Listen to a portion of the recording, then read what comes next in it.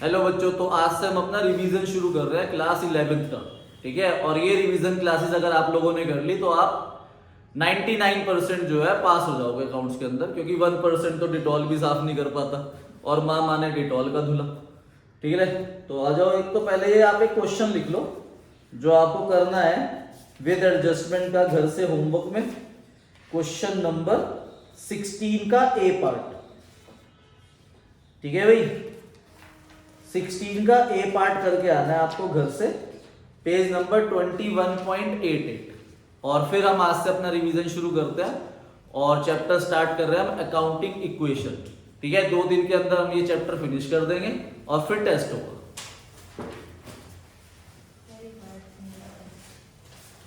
क्या बोल रही तू? अबे मैं तुझे कुछ नहीं बोल सकता भाई। अकाउंटिंग इक्वेशन देखो, मान के चलो आपके फाइनल एग्जाम के अंदर 6 to 8 मार्क्स का आएगा ही आएगा। 6 to 8 मार्क्स ये आना ही आना है आपके फाइनल एग्जाम के अंदर।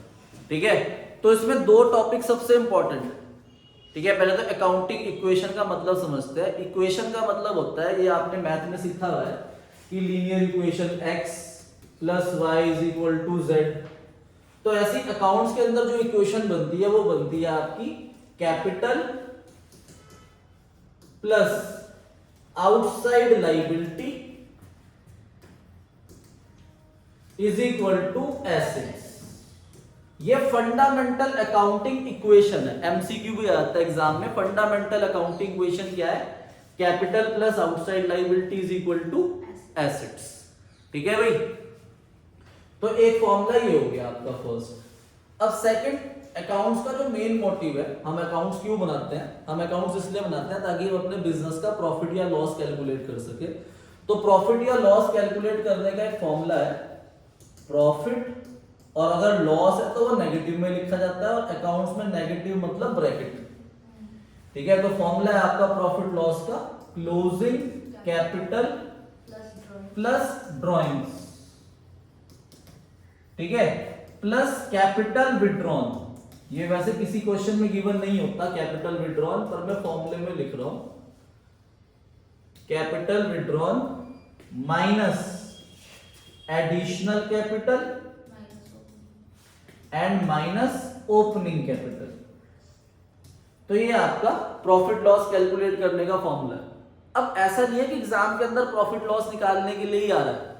क्या पता क्वेश्चन के अंदर आपको प्रॉफिट लॉस दे दे और वो कह रहे कि एडिशनल कैपिटल निकाल लो, या वो ये कहे कि ड्राइंग निकाल लो, या फिर वो ये कहे कि ओपनिंग कैपिटल निकाल लो।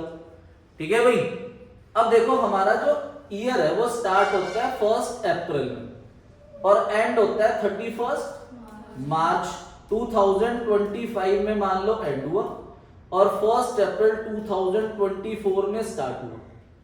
तो 1 अप्रैल 2024 में जो हमारे पास कैपिटल है ये ओपनिंग होगा, और 31 मार्च 25 में जो हमारे पास कैपिटल है ये क्या होगा? क्लोजिंग होगा। आई बात समझ में? अब कभी कभार ना एग्जाम में कंफ्यूज करने के लिए क्या दे देते हैं, 31 मार्च 25 है ना, तो यहां पर भी आपको दे देंगे 31 मार्च 24। तो इसका मतलब ये इसके लिए ओपनिंग ही है। तो ये आपको कंफ्यूज नहीं होना कि दोनों 31 मार्च है तो दोनों ही क्लोजिंग कैपिटल है। भाई ये कॉमन सेंस की बात है, जो इस साल क्लोजिंग है वो अगले साल का क्या बनेगा? ओपनिंग बनेगा। तो 31 मार्च 24 या 1 अप्रैल 24 है तो ये एक ही बात है। तो ये स्टार्टिंग है, तो ये आपका कौन सा कैपिटल होगा? ओपनिंग कैपिटल होगा। ठीक है, तो ये डेट क्लियर हुई। अब देखो यहां पर मैंने 2 कैपिटल लिखे, closing capital and opening capital. ठीक है, तो ये जो फॉर्मूला है ना आपका capital plus outside liability = asset, इसमें ये जो कैपिटल आपका फाइंड आउट होता है ये कैपिटल हमारा क्लोजिंग कैपिटल होता है। सर ऐसा क्यों? क्योंकि हमें ना एसेट्स देंगे और लायबिलिटी देंगे, तो जब वो एसेट्स और लायबिलिटी देंगे ना तो वो एंड ऑफ द ईयर की एसेट लायबिलिटी देते हैं। तो एंड ऑफ द ईयर की अगर एसेट है और आउटसाइड लायबिलिटी है तो कैपिटल भी कौन सा आएगा?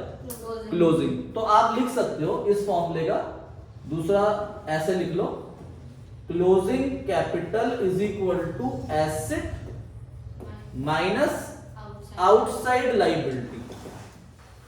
ठीक है, closing capital is equal to asset minus outside liability, आप ये फॉर्मूला लिख सकते हो, ये यूज होगा हर जगह। बस आपको ध्यान रखना है कि ये 31 मार्च मतलब एंड की एसेट और लायबिलिटी होनी चाहिए। अब आउटसाइड लायबिलिटी में आपको क्या क्या दे सकते हैं, तो आउटसाइड लायबिलिटी में वो आपको दे सकते हैं, आउटसाइड लायबिलिटी में वो आपको लोन दे देंगे, ठीक है, बोरोइंग्स दे देंगे, बिल्स पेएबल दे देंगे, क्रेडिटर्स दे देंगे, ठीक है। फर्स्ट चैप्टर के अंदर मैक्सिमम यही लायबिलिटी आती है। अब एक लाइन बहुत ध्यान से समझना, देखो ये एग्जाम में क्वेश्चन आया हुआ है, ध्यान से देखना, ठीक है। हमारे पास क्वेश्चन है 1 अप्रैल 2024 रोहन ने बिजनेस स्टार्ट करा, Rohan started business with capital of ₹5 lakh.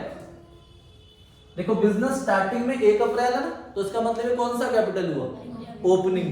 पर इसके आगे एक लाइन लिख दी, out of which ₹1 lakh borrowed from someone. उसने इस 5 लाख में से 1 लाख रुपए की से उधार लिए हुए। तो जो अपना पैसा होता है ना, जो हम अपना पैसा लगाते हैं वो कैपिटल होता है। तो आपने 5 लाख रुपीस में से 1 लाख रुपीस तो बोरो कर रखे हैं, तो ये 1 लाख रुपीस जो है ये लायबिलिटी है। तो आपका जो ओपनिंग कैपिटल है वो सिर्फ 4 लाख रुपीस होगा। कितना होगा, ओपनिंग कैपिटल आपका 4 लाख रुपीस होगा। ये बहुत सारे बच्चे गलती कर देते हैं, ठीक है, एग्जाम के अंदर वो ओपनिंग कैपिटल 5 लाख लिख देते हैं, तो सर ये बोरोइंग क्या होगी, ये आपकी लायबिलिटी होगी, जो एसेट माइनस लायबिलिटी के फॉर्मूले में 1 लाख रुपीस यूज होगा, ठीक है भाई। और मैक्सिमम कोई हार्ड पॉइंट आ नहीं सकता। हाँ, ड्राइंग्स आ सकती है, वो मंथली हो तो आपको 12 से मल्टीप्लाई करना है, एडिशनल कैपिटल, ये सब आपने इनकम्प्लीट रिकॉर्ड चैप्टर के अंदर पढ़ी हुई है, मैक्सिमम लैंग्वेज कैसी आ सकती है। तो हम अपनी बुक से क्वेश्चन करते हैं। क्वेश्चन नंबर 14 का ए पार्ट है, पेज 6.31।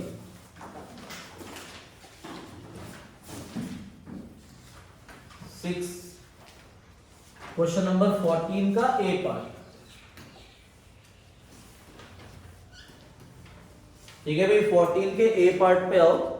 योगेश ने कमेंस करा business with a capital of ₹5 lakh and a loan of ₹1 lakh from city bank. 5 lakh उसने कैपिटल लगाया और 1 लाख रुपए का उसने लोन लिया। क्या लिखा है कि ये आउट ऑफ विच 5 लाख है, नहीं ना, तो ये 5 लाख अलग ओपनिंग कैपिटल और 1 लाख रुपए आपकी लायबिलिटी है।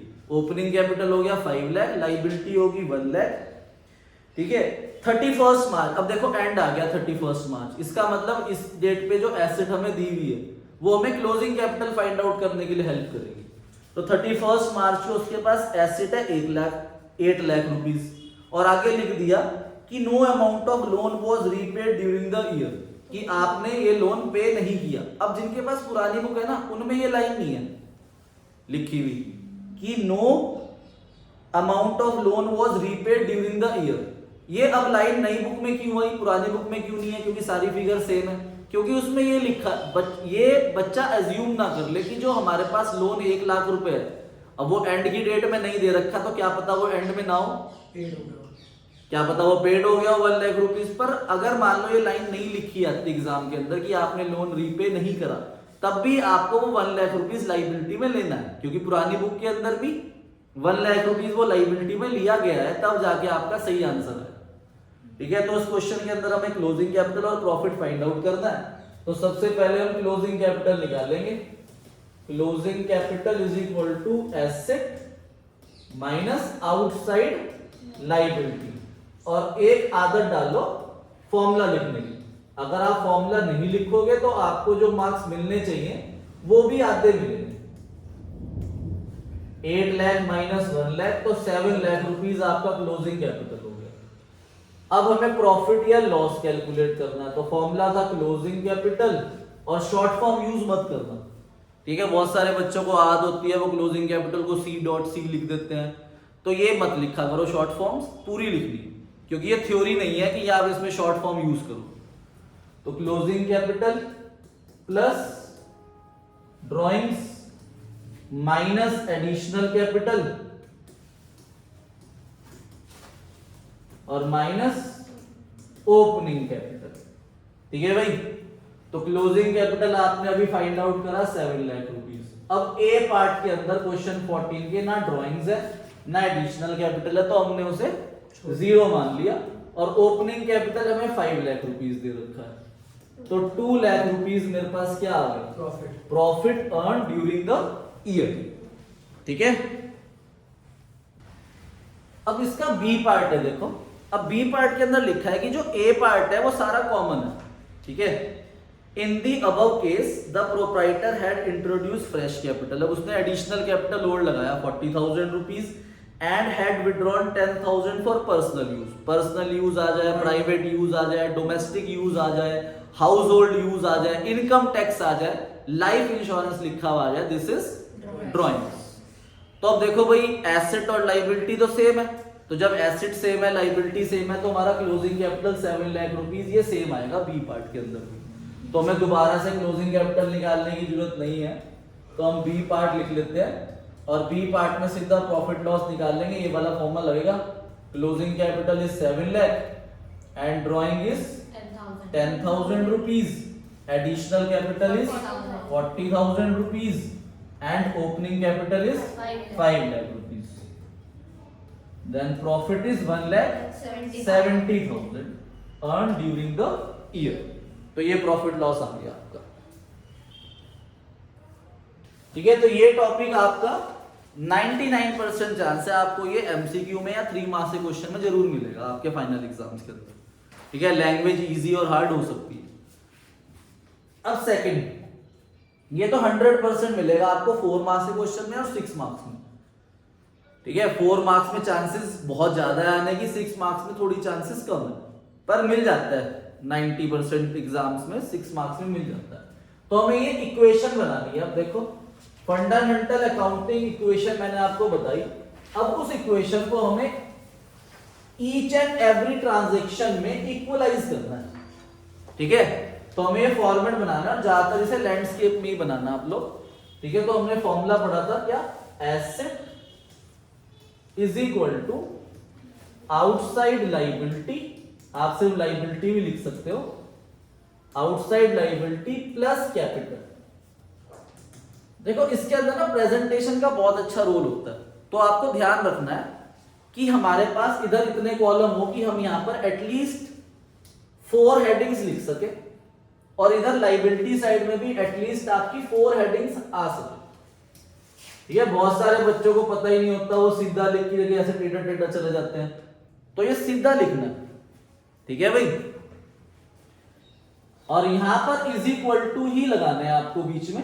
ठीक है, बहुत सारे बच्चे लाइन खींच देते हैं, देखो लाइन अगर हम खींच देते हैं तो वो उसे कट कर देते हैं, क्योंकि ये अकाउंटिंग इक्वेशन है, तो वो ये देते हैं कि भाई इक्वेशन है तो बीच में इज इक्वल टू ही होना चाहिए, लाइन नहीं होनी चाहिए। ठीक है, तो इज इक्वल टू ही लगाना आप लोग, सॉरी हाँ नाम नहीं लेना था, तो ये इज इक्वल टू ही लगाना, सब बढ़िया। आप काट देते हो लाइन? हाँ ये काटनी पड़ेगी यार, मैं नाम नहीं लेना चाहता किसी बच्चे को। नहीं नहीं, स्कूल में हमारे नहीं नहीं, अरे मैं तो तब काटू ना अगर मुझे कई मार्क्स, अरे ऐसी बातें मत पूछो, ये ऑन कैमरा नहीं बोल सकता मैं। ठीक है, और वैसे ही अपलोड होनी है। तो फर्स्ट पॉइंट, तो ऐसा क्वेश्चन कैसे आता है, देखो जो फर्स्ट पॉइंट है ना 99% क्वेश्चंस के अंदर ये पहला पॉइंट आपको सेम मिलेगा। ठीक है, पर मैं इस क्वेश्चन को बहुत हार्ड, मतलब जितने मैक्सिमम पॉइंट्स हार्ड आ सकता है उसके थ्रू लिखवा रहा हूं, तो इसलिए आपने ध्यान रखना है। जैसे फर्स्ट पॉइंट है, फर्स्ट पॉइंट में लिखा है ना started business with cash ₹1 lakh. ठीक है, मशीन ₹50,000 एंड क्रेडिटर्स ₹10,000। क्रेडिटर की जगह लोन भी आ सकता है लिखा हुआ, ठीक है, लोन आपको ज्यादा चांस है मिलने की, तो इसलिए मैंने लोन लिख दिया। ठीक है भाई, ये फर्स्ट पॉइंट है आपकी बुक के अंदर, शायद किसी एक क्वेश्चन के अंदर ऐसा पॉइंट है। तो देखो, हम बिजनेस में जो भी पैसा लगाते हैं वो क्या होता है, कैपिटल, पर वो पैसा हमारा होना चाहिए। अगर हम अपना पैसा नहीं लगा रहे तो वो हमारी लाइबिलिटी है। तो देखो, हमने अपने बिजनेस में 1 लाख रुपीज लगाए, अपने कैपिटल है।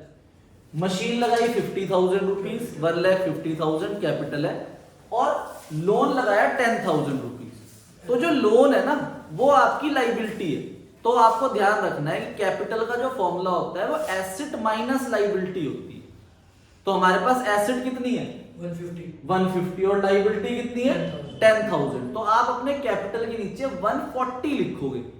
बहुत सारे बच्चे गलती कर देते हैं, 160 लिख देते हैं। ठीक है भाई, इन तीनों को ऐड करके नहीं लिखना है कैपिटल के नीचे, आप कैपिटल के नीचे 1,40,000 रुपीज लिखो। तो 1,40,000 रुपीज, और यहां एसेट में आप अलग अलग नाम लिखोगे एसेट्स के, कि कौन कौन सी एसेट्स आ रही। ठीक है, तो एसेट में हमारे पास आया कैश, तो आप कैश के नीचे 1 लाख लिखोगे, प्लस मशीन, मशीन के नीचे 50,000 लिखोगे। ठीक है, अब ये इक्वेशन मैच होनी चाहिए भाई, एसेट इज इक्वल टू क्या होनी चाहिए, देखो इधर 150 है, इधर कितना है 140। तो आउटसाइड लाइबिलिटी रह गई। तो अब आप यहाँ पे लोन या क्रेडिटर जो भी है वो 10,000 रुपीज रख दो। ठीक है, और यहाँ प्लस का साइन लगा दो। और आपको ये चीज ध्यान रखनी है, ठीक है, क्या चीज ध्यान रखनी है, मैं ही भूल गया। ठीक है, आपको ये चीज ध्यान रखनी है, क्या ध्यान रखना है, लाइन ड्रॉ करनी। हाँ, जो हेडिंग है उसके नीचे ही चलना चाहिए। ठीक है भाई, तो इतना गैप आप रखो प्रॉपर कि मिक्स ना हो कोई भी हेडिंग। आई बात समझ में? तो फिर इसका टोटल आप नीचे करोगे 1 लाख, हर पॉइंट के बाद टोटल होगा 50,000, यहां पर 10,000 प्लस 1,40,000। ठीक है भाई, और यहां पर आप लिख दोगे first equation. Now second point. ठीक है भाई, नोट कर लो। ठीक है, आपने बिजनेस स्टार्ट करा, अब बिजनेस स्टार्ट हो गया। अब सबसे पहली चीज हम क्या खरीदेंगे, गुड्स। अब गुड्स हम कैश भी खरीद सकते हैं, उधार भी खरीद सकते हैं। तो हम यहां दोनों पॉइंट लिख रहा हूं मैं। आपने गुड्स परचेज करे और कैश दिया आपने ₹15,000, एंड क्रेडिट पे आपने परचेज करा ₹11,000।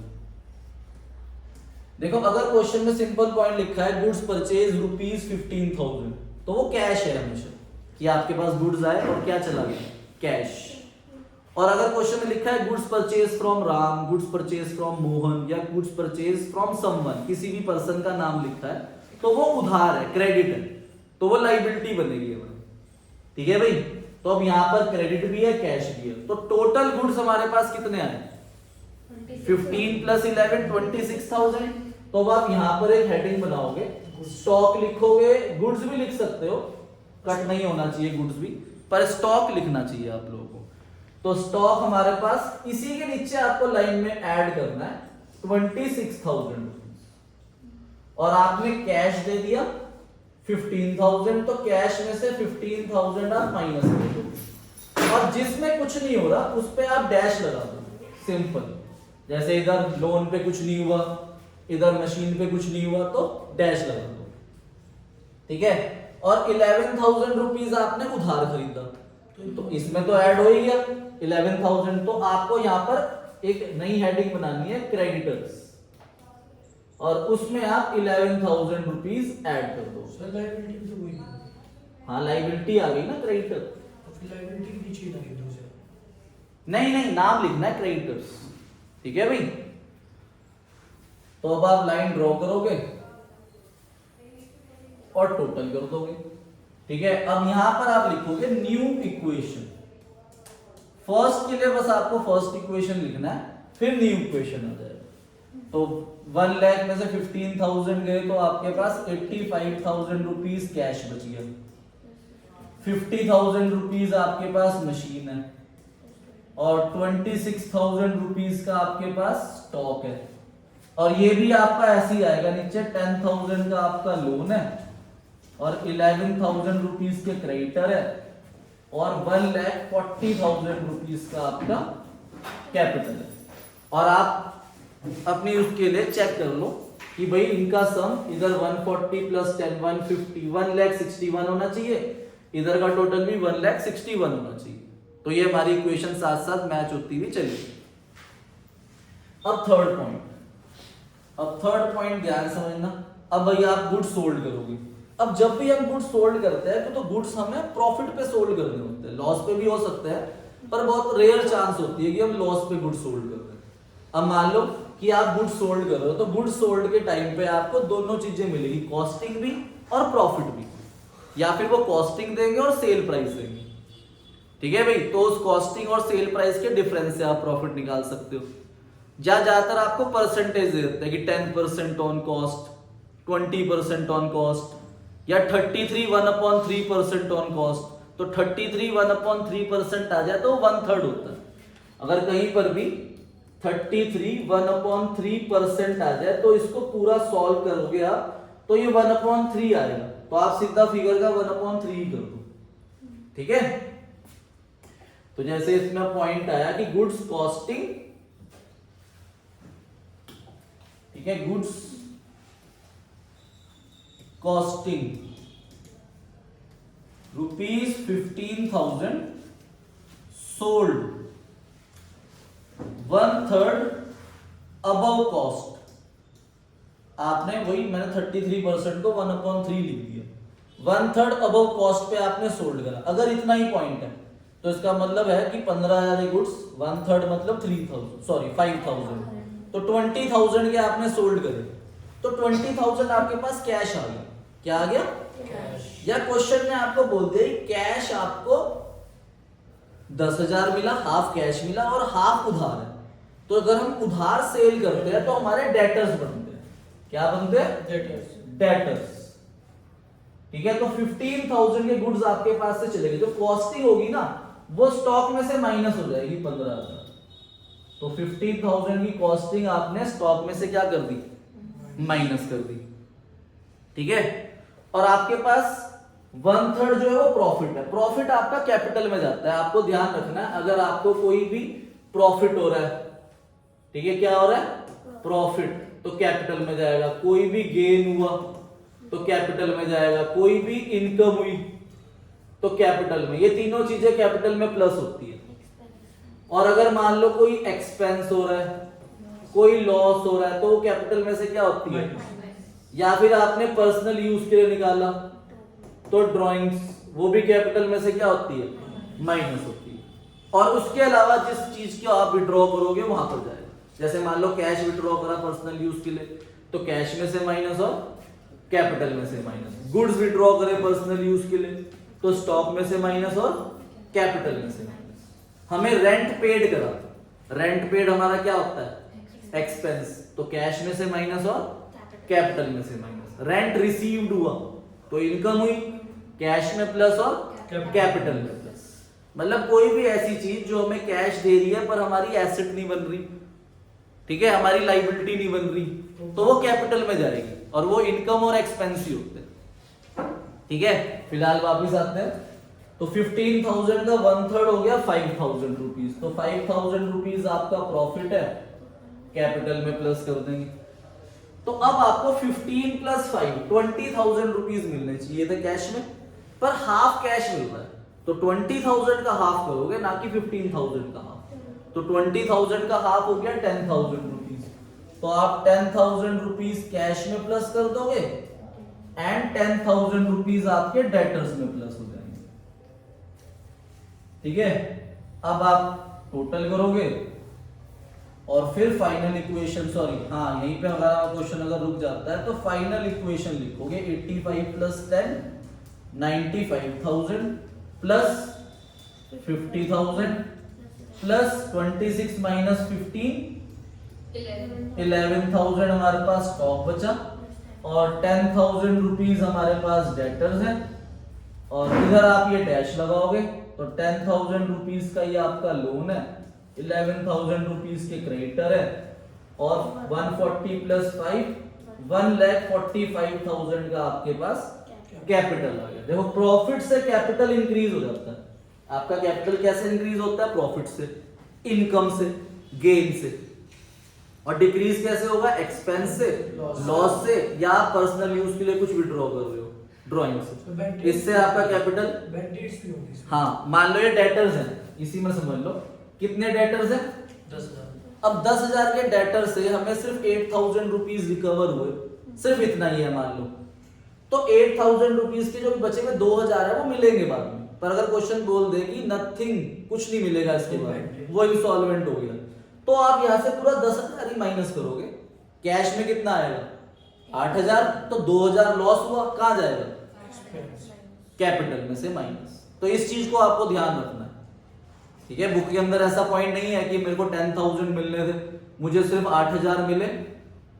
फुल सेटलमेंट लिखी है तो वो बैड डेट्स नहीं होता, वो क्या होता है? डिस्काउंट, तो वो भी कैपिटल में से जाएगा। तो एक ही बात है, चाहे फुल सेटलमेंट आ जाए या कुछ भी रिकवर नहीं हो रहा, तो जो रिकवर नहीं हो रहा, जो डिस्काउंट है, वो सब कहां से माइनस होगा? कैपिटल में से माइनस होगा। क्लियर है? ठीक है। तो ये क्वेश्चन आपका 6 मार्क्स का या 4 मार्क्स का आपके फाइनल एग्जाम के अंदर आएगा ही आएगा, तो ढंग से तैयारी करना बेटा। होमवर्क में लिखो आप क्वेश्चन नंबर 2 का A part, question number 3, question number 5, question number 9, question number 10 का ए पार्ट। ठीक है, अभी आधा चैप्टर हुआ है, अभी और भी बहुत सारे पॉइंट्स हम कल करेंगे अकाउंटिंग क्वेश्चन के अंदर जो आ सकते हैं, उन्हें कर गए, फिर वो होमवर्क दे दूंगा, फिर ये चैप्टर पूरा हो जाएगा, थ्योरी पूरी हो जाएगी। ओके बच्चों, बाय बाय।